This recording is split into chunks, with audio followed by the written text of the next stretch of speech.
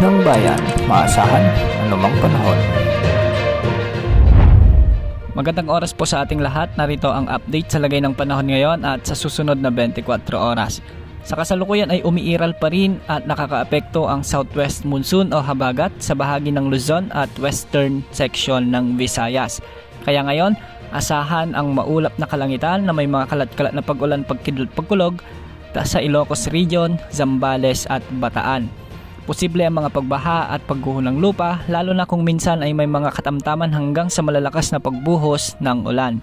Samantala sa Metro Manila at natitirang bahagi ng Luzon at Western Visayas, asahan naman ang bahagyang maulap hanggang sa maulap na kalangitan na may mga isolated rain showers and thunderstorms dulot pa rin ng southwest monsoon o habagat.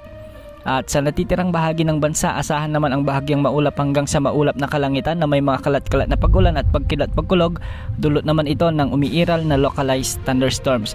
Posible rin ang mga flash floods at landslides, lalo na kung may mga severe thunderstorms. Samantala, ang minomonitor naman nating bagyo sa labas ng ating area of responsibility na may international name na Maria ay patuloy na lumalayo sa ating bansa. Huli itong namataan ng pag-asa sa malayong silangan ng extreme northern Luzon at patungo na ito sa southern Japan. Wala namang itong direktang epekto sa anumang bahagi ng ating bansa at asahan na sa mga susunod na araw ay patuloy itong kikilos at bahagyang hihina sa mga susunod na araw. Sa ngayon, wala naman tayong namomonitor na bagong bagyo o low pressure area na posibleng pumasok sa ating Philippine Area of Responsibility sa susunod na 3 hanggang 5 araw at wala ring nakataas na gale warning sa mga karagatang sakop ng ating bansa.